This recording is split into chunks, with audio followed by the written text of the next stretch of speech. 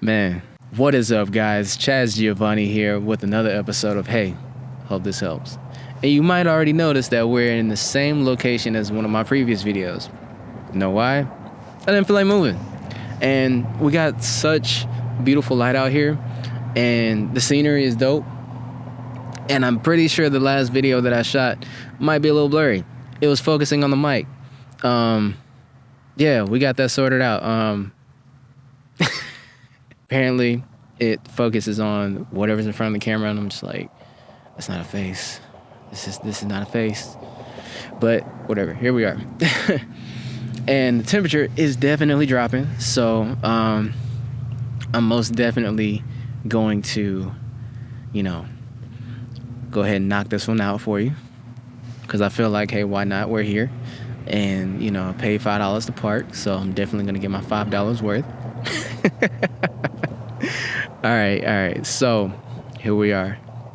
Music and mind manipulation, and how it manipulates you into doing things you wouldn't normally do. And this is an interesting topic. I was a little hesitant to talk about this one because it can get really deep, and it can be a challenging topic to talk about because I love music, but as I've gotten closer to God, my taste in music has changed tremendously.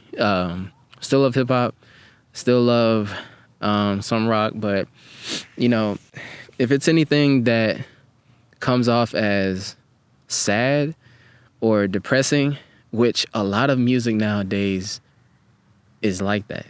There's a lot of sad sounding music being played over the sound waves, and it's a lot, man. It's like you wanna dance and be happy, but people are so fixated on glorifying depression and using their depression as like a way to gain, I guess, popularity or clout, or I hate clout, or just a way for people to just be popular, I guess, and have something to talk about.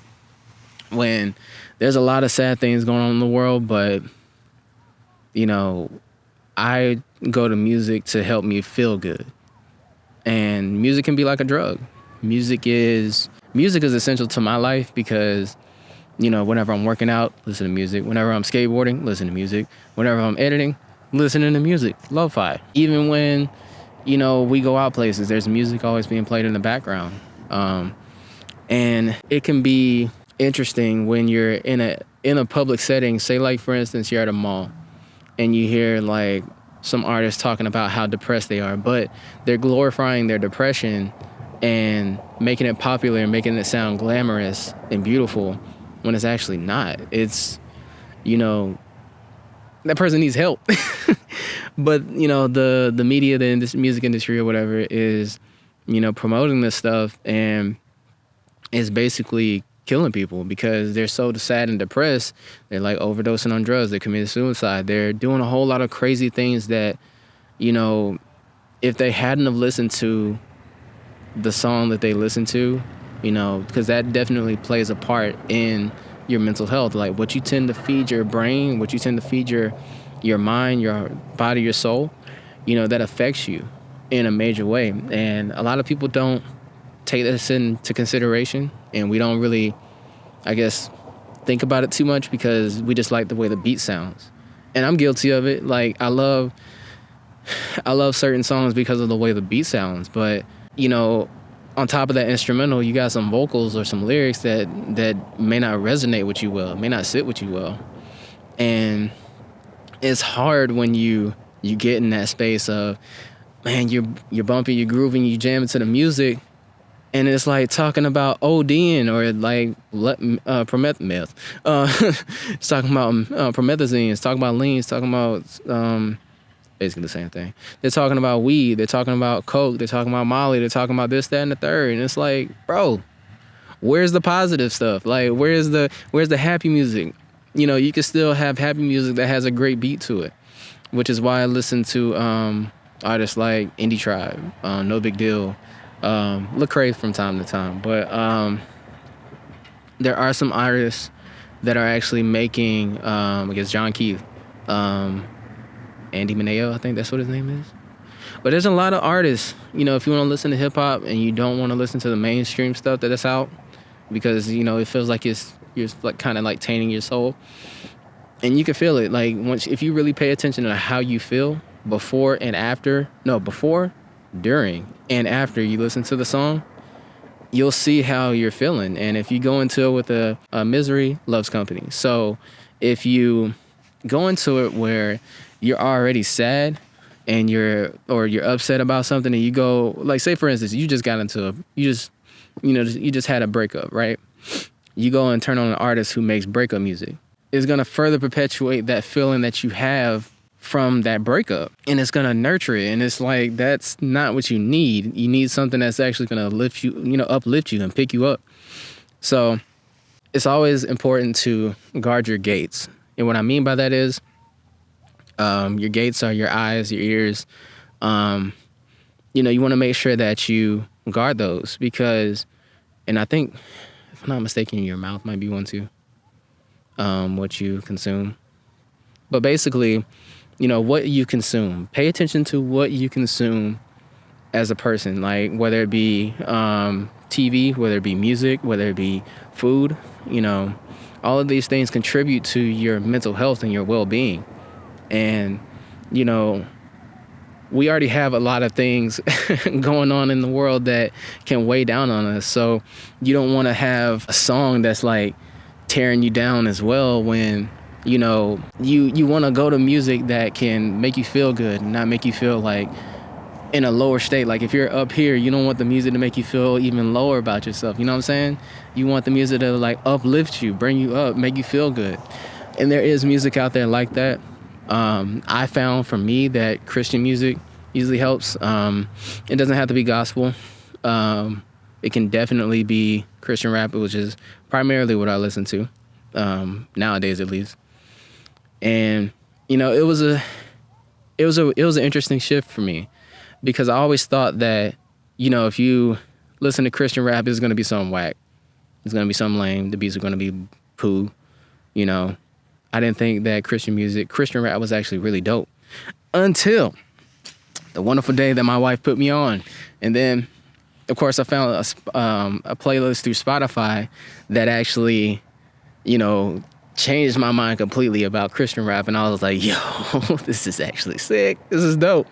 So there's some artists out there. Just got to do your research. Find the ones that resonate with you well. Find the ones that have cool beats or whatever. But also find the ones who have, important messages within the music. Because that's key. Because you don't want to be bopping to it. Next thing you know, you want to go smoke some weed. Or you want to go drink. You want to turn up. Turning up is okay, but it's how you do it. It's all about how you do it. If you're going about it the wrong way, then everything is spiritual. So if you listen to something that is not feeding your spirit, and you listen to something that's sad and something depressing, it's going to kill your spirit. It really is going to kill your spirit. Like you're not even going to want to have a happy, productive day. If you're out here listening to, how can you have a happy, productive day if you're out here listening to like Young Thug talking about whatever drug he's on, talking about, effing these bees, and it's a lot. It's a lot, bro. And whenever you get into, music that's like overly sexual, then you got problems of lust, and you over here focusing on, things you shouldn't be focusing on, like thirst traps on Instagram and TikTok and all these, scandalous challenges and stuff. And, I'm not saying I'm perfect. When I was younger, I definitely had an issue with that of, being fixated on, I mostly had a fixation with like Jet Magazine. Well, dating myself right now, but Jet Magazine, when they had the Beauty of the Week, I was young, didn't know any better. Now, it's so easily accessible because it's everywhere, and the music over-sexualizes women. Of course, we've been through this, and now men are being over-sexualized, and, it's not okay for anybody to be over-sexualized. We shouldn't be lusting, after people. We shouldn't. There's a bird over here, and I'm just looking at it. I'm sorry, got off topic. Whoops. But it's so majestic how it just floated over there. But no, seriously, like when it comes to, dealing with lust demons, it's all throughout the music industry. And once it gets a hold of you, it can be difficult to, get out of it and get away from it. So just watch what you feed yourself, whether it be visual content, audible content, or actual food, because what you put inside your body is what you're going to get out. So if you put in crap, you get out crap. Simple as that. My hands are freezing. Temperature dropped drastically. That sun back there is dipping behind the mountain. I am in the mountains. I did it for you. I did it for myself as well, because I love making videos.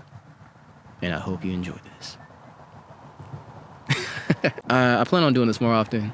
Getting out here and going to places that I would actually go to and hike and just clear my head and sharing it with you all, because, Get Out and Explore is my other playlist that I have on this channel.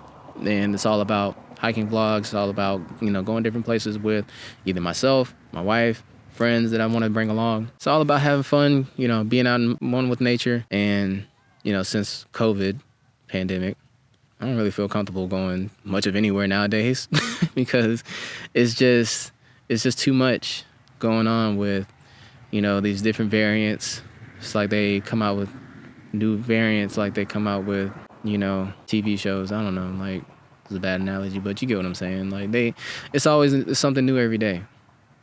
It never fails. And then, like, the media always perpetuates fear. Yeah. And I think that will be another topic that I'll get into. Fear. That's a big one. I think that's a really good one. So I look forward to making that one. I don't know where I'm going to make that one. I might actually make it on top of a mountain. Who knows? Because I have a fear of heights. But I like being up on mountains. And I don't mind being in an airplane. And I like roller coasters. Go figure. But yeah, you know what I'm saying? My foot is falling asleep because I'm sitting in this awkward position on this rock. But I had to do it for the shot. It's beautiful. And I'm going to let this focus so you can see exactly what it looks like. But yeah, it's all about the scenery, man. Like, God gave us beautiful places to go visit. Why not go see it, And if you're watching this video and if you want to come here, please do. Get out and explore. That's what it's all about. Don't stay stuck inside watching YouTube videos all day. Although I do appreciate the views. I do appreciate the likes. I do definitely appreciate the subscribes. It helps out the channel tremendously. The support is big. And, I thank you to my current subscribers that I have right now. I do this for you guys. I always want to create content that's going to make you think and, give you something to just like marinate on, to meditate on. Just something that can help push you in the right direction if you are struggling with getting there.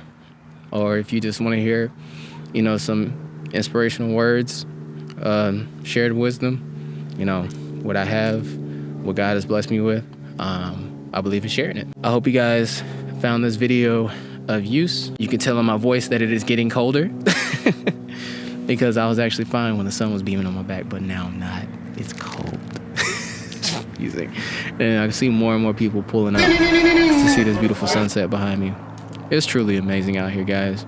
Come out here and check it out. Love you guys. Peace, love, and hair grease. Remember to live a life of abundance and listen to something wholesome. Something good. Something that ain't gonna taint your mind and have you thinking crazy. Yeah. All right, love you guys. I'm out. Peace.